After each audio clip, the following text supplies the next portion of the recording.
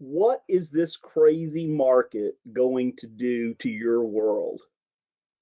And what are you going to do about it? Stay tuned.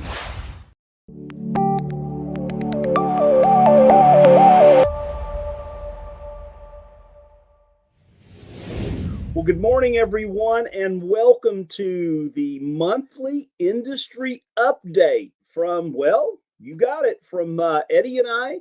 And we look forward to doing that this morning. We have got, an amazing presentation for you today. And we're going to kind of talk through some of these issues. Before we do, quickly, let's just make sure that, hey guys, like what you see here on Note School TV. If you'll just like it, and then make sure you subscribe if you have not already done so.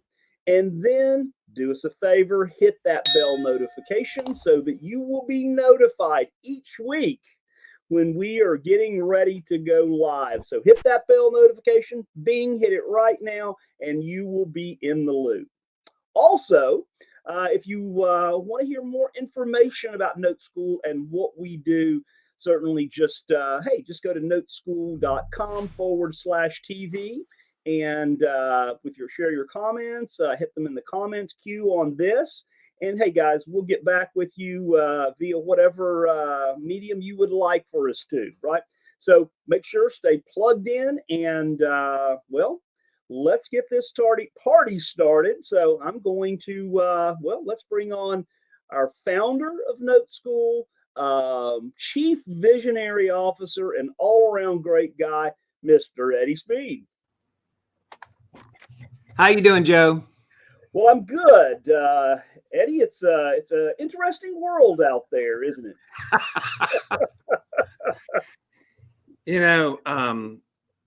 We do a lot of preparation. I'm just telling our audience. I'm not telling you because you already know it. We do a lot of preparation for this show, and there's a good many hands that are involved in grabbing research, and we typically trend to gather a lot of information from at the economist level. We gather a lot of information from the mortgage banking level, and then obviously sometimes there's we don't do too much on the stock market because it's not really our expertise, and probably our hot sports opinion really doesn't matter, And so I want to always be careful and say, if we're talking about something, we may make a comment about it, but we're not lending expertise. Mm-hmm. Joe called me early this morning and he said, Eddie, after we have, we start out with, no kidding, about 100 slides of information, and then we pare it down because it's just too much to cover. Right. And Joe called me this morning and he said, man, listen, I spent 2 or 3 hours after you sent me some revisions that you thought we ought to make, and just going back through and doing it. And you asked some questions and you were saying, I think we really ought to have a little commentary on the show about it. Yeah. And he said, I was just, what did you say, Joe? I said, I've spent hours. I said, and since May 4th, which is the day before Chairman of the Fed Powell says raise the Fed funds rate a half a point, there was a lot of opinions out there as to what rates we're going to do. And May 5th rolls around, they make the announcement of a half a point rise. And then after that, it's like radio silence. There's nothing. Nobody is willing to jump out there and say, hey, it's going to be here or here or here. It's like only the shadow knows. So basically what's funny is nobody's willing to jump out and make a prediction. Yeah. Right. And that's funny because I'm sure that you may have some other favorite YouTuber that you watch and they may make some wild prediction.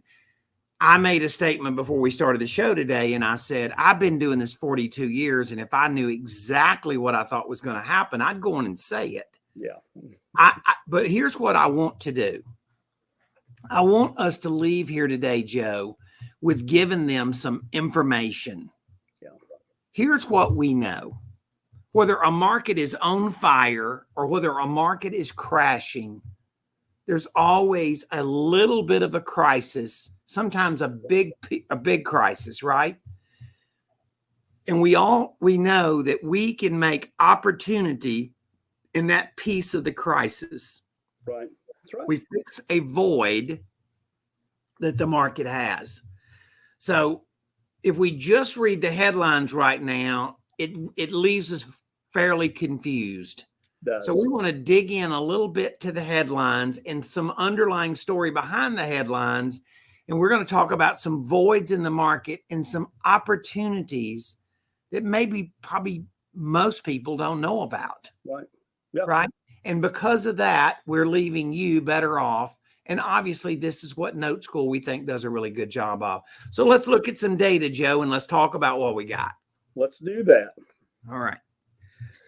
Eddie, today, as we scroll through here, one of the things that you guys are going to notice is there is a lot of almost 50%. I mean, it's like 50% here and 50% here. It's like a 50% off sale. But in this case, homeowners, almost half of, 45% are now equity rich in their homes, meaning they have more than 50% equity.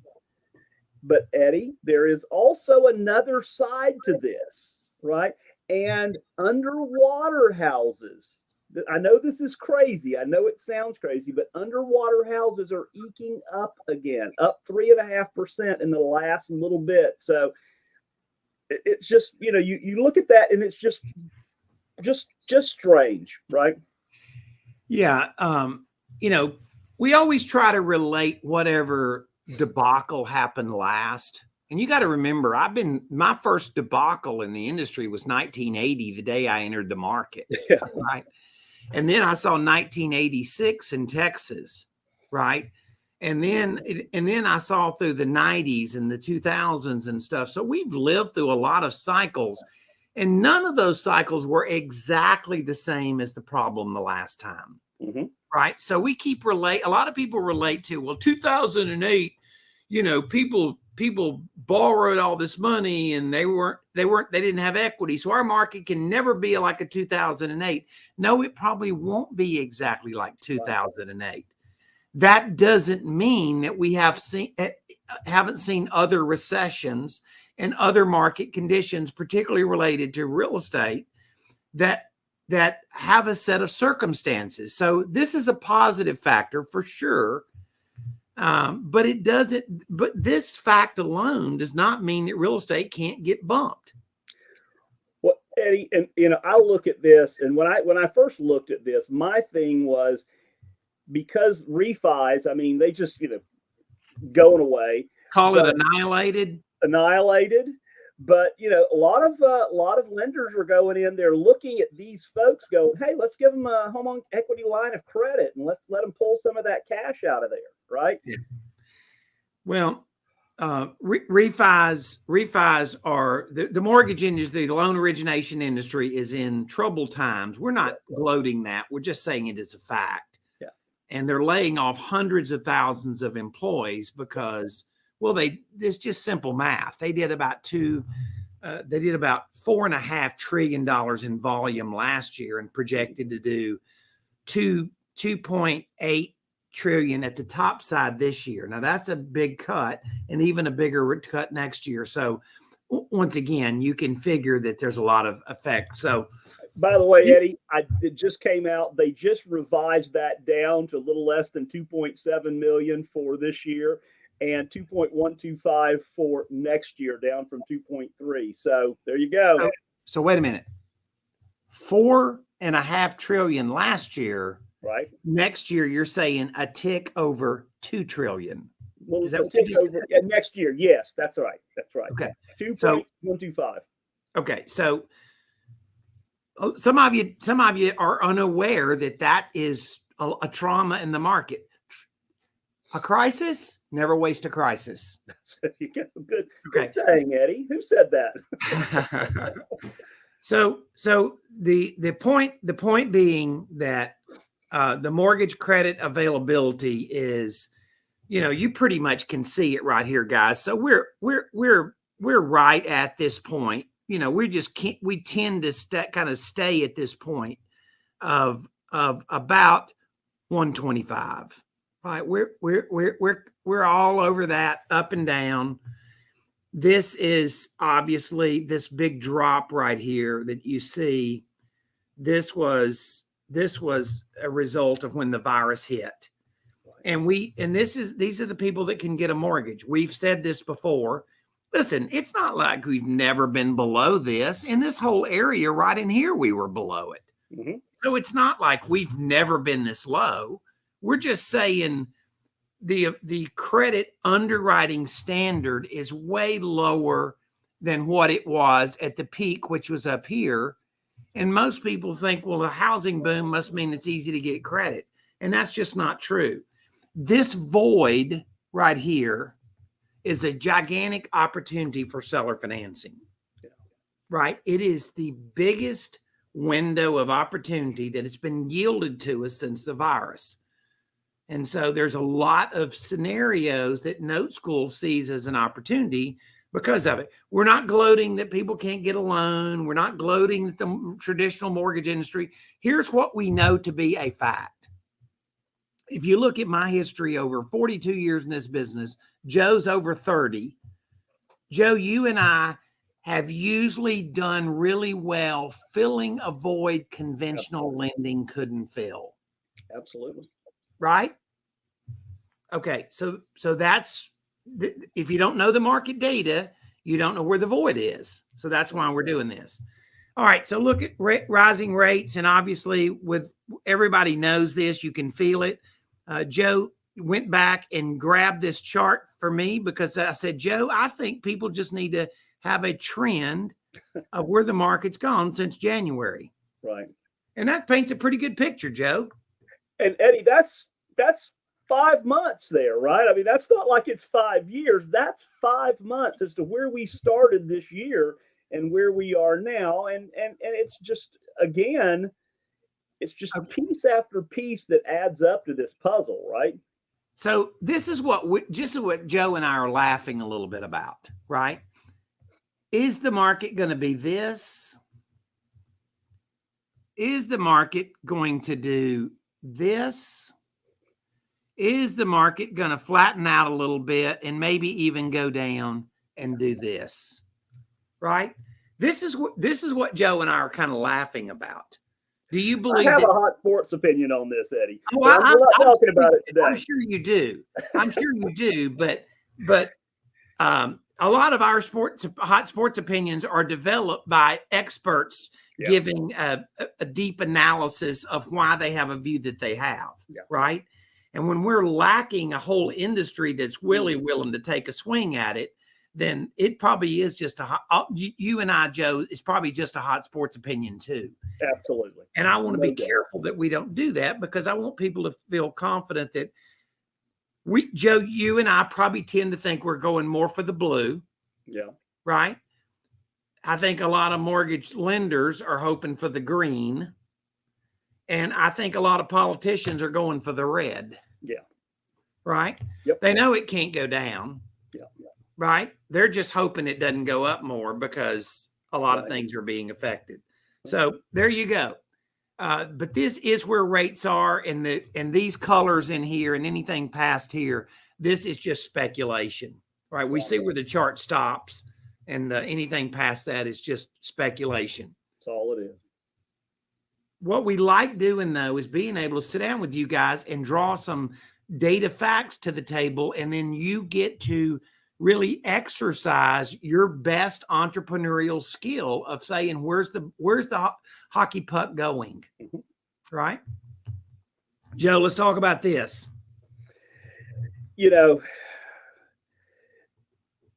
this just kind of follows the this previous slide. What happens to folks, and we've got some additional slides here to kind of show you where we're going with this, but as rates get higher, and if prices go higher, Eddie, then it becomes an affordability issue, right?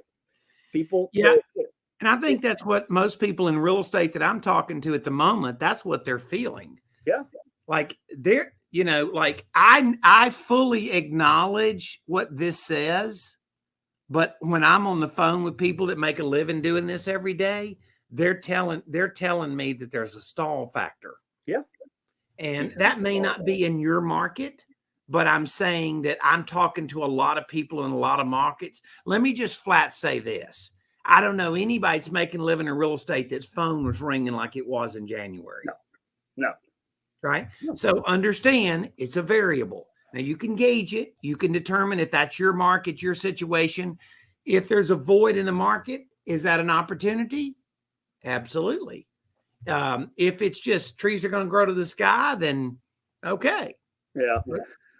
Well, and again, that's it. I mean, you reach that tipping point, right? And where does affordability and where does debt to income ratio come in, right? Well, affordability is going to be the word of the future. Yeah. All right, Joe, let's talk about this.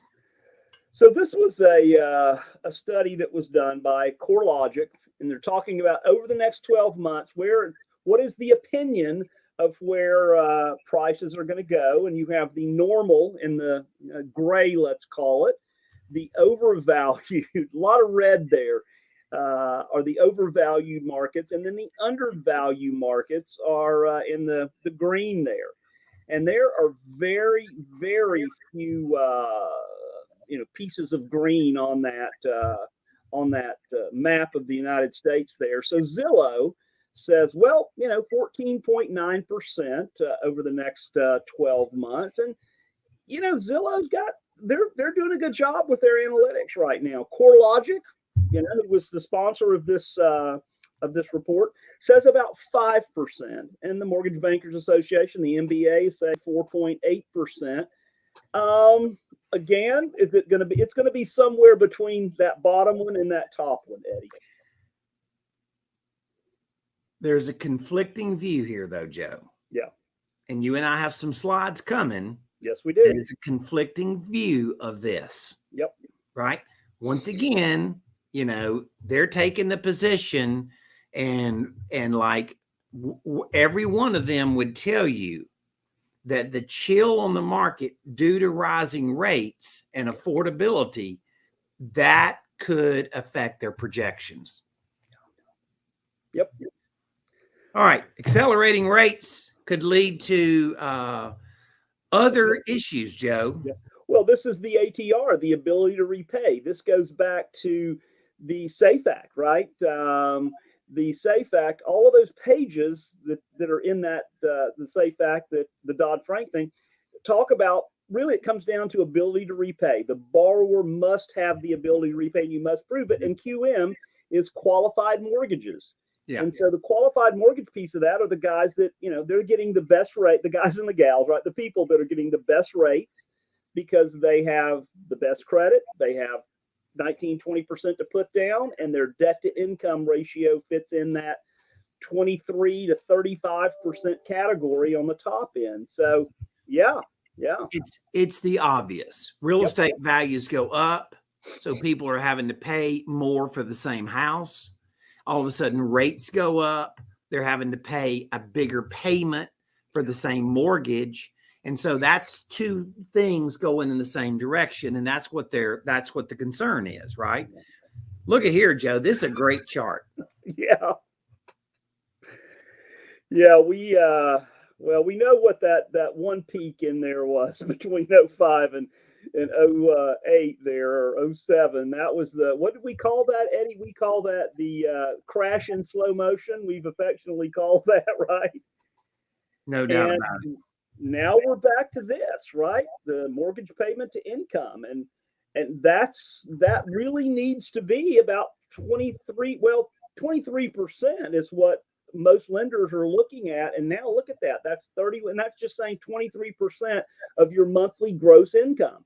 And now look at this. Yeah. Now, once again, we're not saying it's never been here before, right? Well, it has been. Yeah.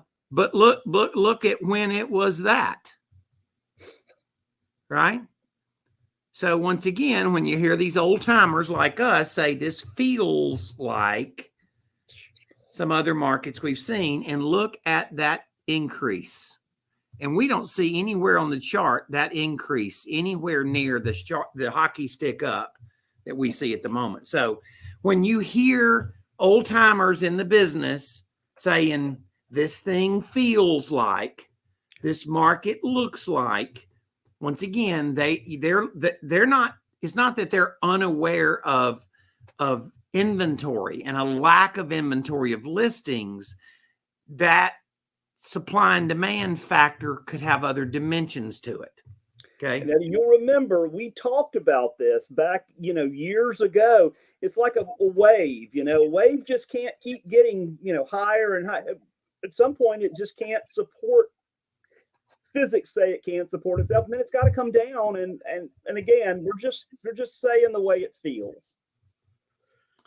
All right, Joe, this is a good story. Talk about this. Yeah. So, and we're seeing, I didn't see this just once. This is happening every day. So, you go out there, you sign a contract last summer to build a house, and rates are 2.75, 2.8. And, it's done. You're getting ready to close here in a couple of weeks. But rates have gone from 2.75 to 5.25. And what happens at that point? Well, your debt to income ratio can't stand at an average house price of a house being $391,000. It just becomes a problem, and you can't qualify to close on that thing. Where's the hockey puck going? Yeah. It's not even where the hockey puck is. It's where the hockey puck is going. Right. Where rates are going. That's it. Right? Because if this was a problem then. So, Joe, this is really a good chart. This talks about inventory and a lack thereof, right? So it talks about, this gives you two things. It gives you population, right? Yeah. And then it gives you inventory. And so what's crazy about this market, Joe, is the population, which is higher than it's ever been, and the inventory of listings, which is compared to population, we are at a dramatic low. What happens? Yeah. So you've got 100 million more people than 1981, 82. And you've got less in inventory available for folks. So, Eddie, look at what we've just talked about here. We've talked about, rates up. We've talked about prices up. Now we're talking about inventory down. And yeah. So, Joe, what if I told you that we did an asset count and we had 2 million mortgages that might be forced to do something with their house? Yep. Could that affect things? Yep, absolutely. Okay. Just saying. So stand by. This is looking at one. This is a dimension of the story. It's a legitimate dimension of the story. It is not the only dimension of the story. Okay. All right, so construction having a little issue there, huh, Joe? Well, yeah. So, there's been, of course, projects approved, but the builders are just saying, hey, because of, and you can see the numbers there, 47% nationwide, stalled projects. They may have started, they may have had the approval, they may have, broke ground, but they just stopped because, well, they're like, we build, and what's going to happen if we can't sell? They don't want to get caught in that piece again because of labor, number one, and material cost, number two. We're not seeing as much about this as we were, but I can tell you that it is a thing. And anybody that's doing construction lives it. Yep. Not just home builders. All right. So this is Black Knight, and we monitor this very heavily. And so, Joe, this is the number of properties 30 more days either past due or in foreclosure. The number of properties, and that is 1,682,000. Right. Now, here's what's interesting is these mortgages, there is a little piece of it that is, what we call soft delinquency. Right. Right. Now that number is growing, by the way, Joe. It is. And but understand this is what I refer to as sludge. Okay. Mm-hmm. Anytime you have a big buildup of problematic loans, what you have to understand is the market may take care of a good percentage of those loans. And at one time, we were at about 8 million loans. Yes, okay. But there's a sludge factor. There's a sludge factor that there's a bottom piece of that from my life experience of doing this for a very long time, and it doesn't fix. No. And I tell you right now, Joe, there's a pretty good sludge factor here, and it is not moving a lot. No. And that means, because we had Darren Bloomquist on with us, like we keep seeing this gigantic uptick in the amount of foreclosure filings. Yep. Well, first of all, we had 200,000 foreclosures before the virus a year. We went to about 30,000 a year. Now, all of a sudden, we're seeing this gigantic increase because we got to go take care of the delinquency that built up during the virus. Right. Plus foreclosures that didn't even happen during the virus that were delinquent before the virus. So this is why we've made, for Note School and for my shop personally, we're pretty hard chasing non-performing notes. A lot of people don't even know it's a market or why it is a market. This is a pretty big inventory. Is this 2008? No, definitely not. Is this a way bigger default factor than we've had since we sort of recovered from 2008? Absolutely. Yep.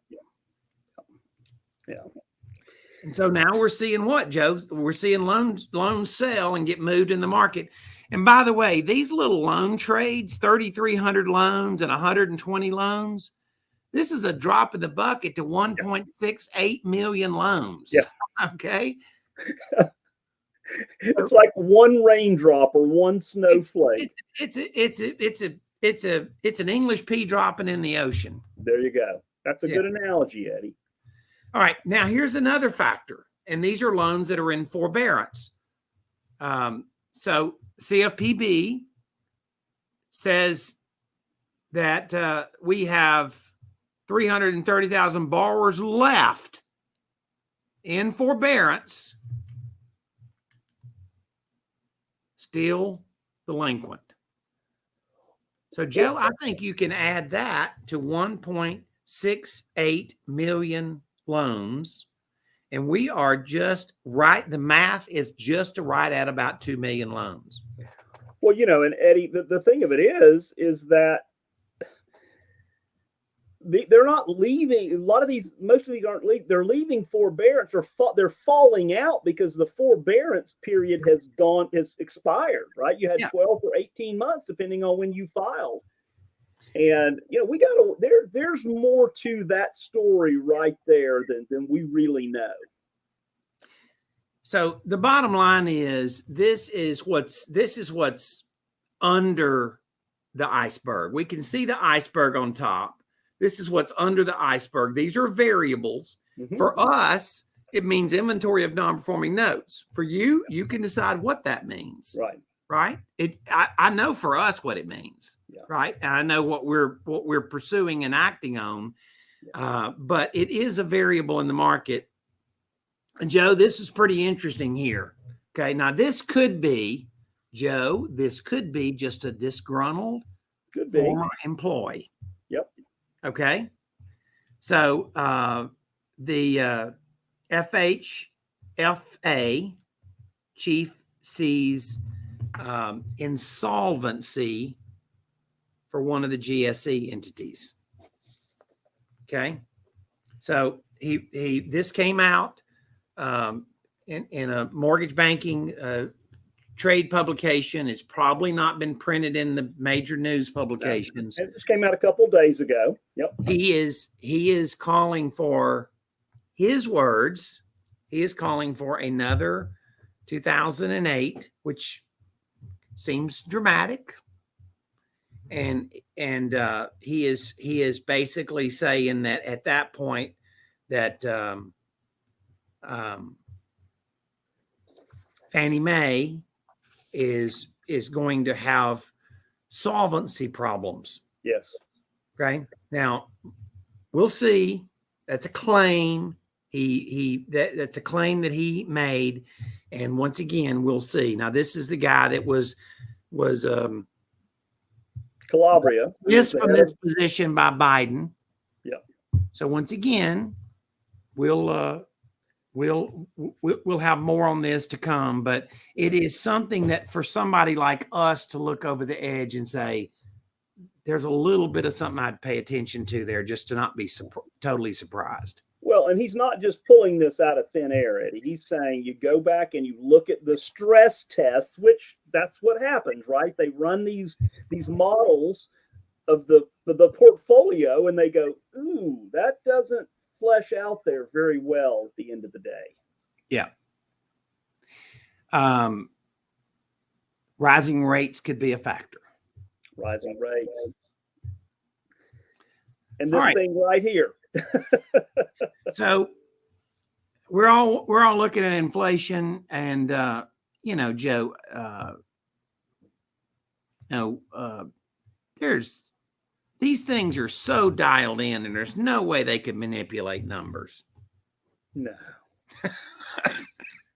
Hey, Eddie, we're celebrating because it was 8.5 in March. Yeah, now, these are the latest numbers, right? These are again. Joe, I could tell when I went to the grocery store, when I laid my credit card in there and inserted it in there to pay for groceries, I could tell it was down 0.2%. But Eddie, is it really? Because I know that where I live, gas is now $4.50 a gallon. And last month it was $4.19 a gallon. Well, you just live in the wrong place, Joe. I guess. And you look at an energy cost, that's the big piece of this, man. No doubt. Look at All right. There you go. Fuel prices, and obviously we're monitoring it. And it's a factor. It's up almost 45% from a year ago. And I think that's a picture of a sign in California, I think. Yeah. I was recently in California and saw some of that almost $7 diesel fuel. All right. So Joe, let's talk about this. This is a good indicator of things that are up, services, food, other items. And obviously you see and as you mentioned, of course, the spike in energy.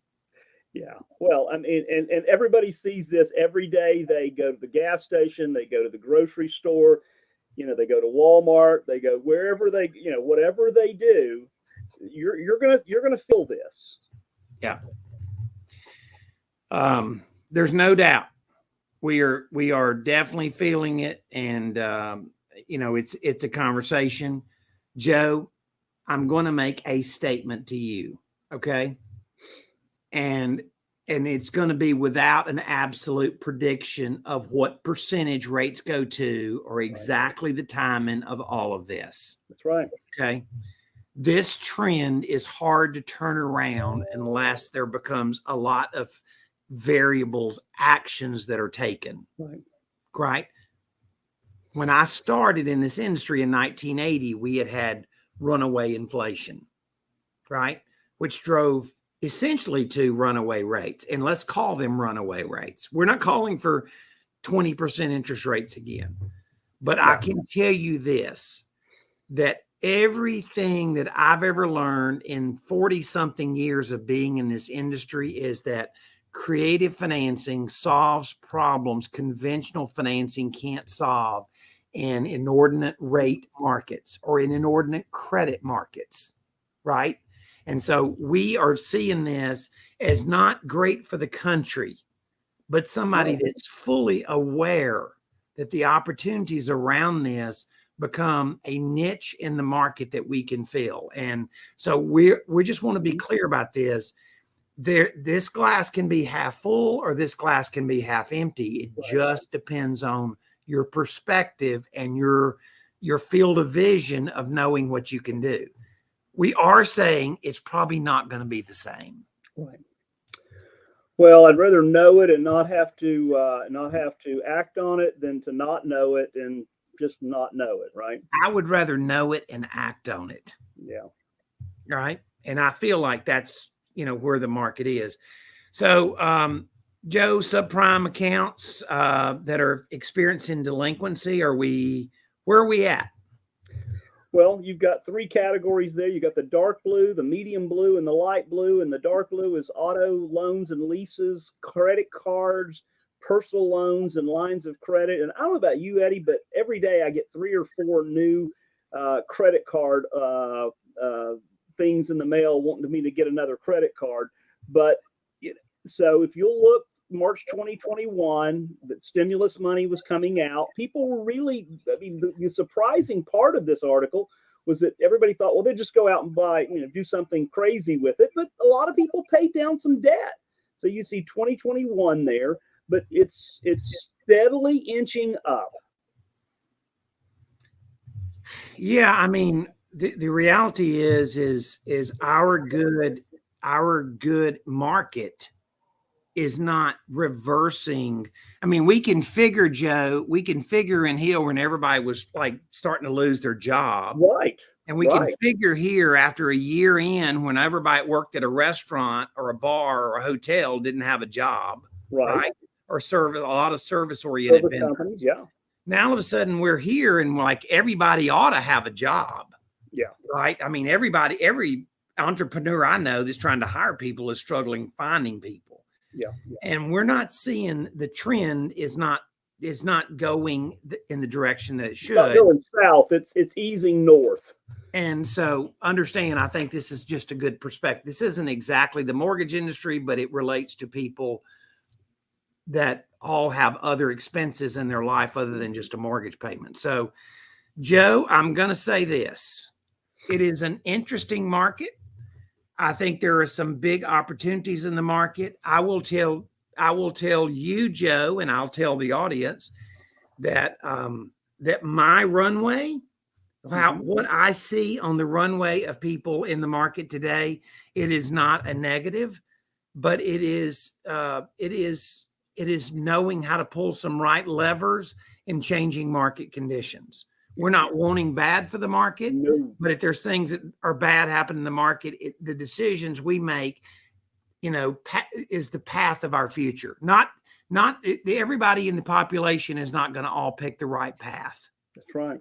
It's the path that we pick that puts us at an advantage to be an entrepreneur and to solve problems in the market that, quite honestly, other people don't solve or don't know how to solve. Don't know. Yeah. Well, it's those voids and creases. It's just like you started this, we started this out with today, it's knowing those and knowing where those are. And again, I'd much rather be aware and not have to act on it than be the opposite of that, right? So it's a people thing, right? And we get right down to it. Everything that we've talked about here affects every one of us. And so the Chinese philosopher said, Eddie, may you live in interesting times. And I think we're right in the middle of it. I would say that's a fair statement.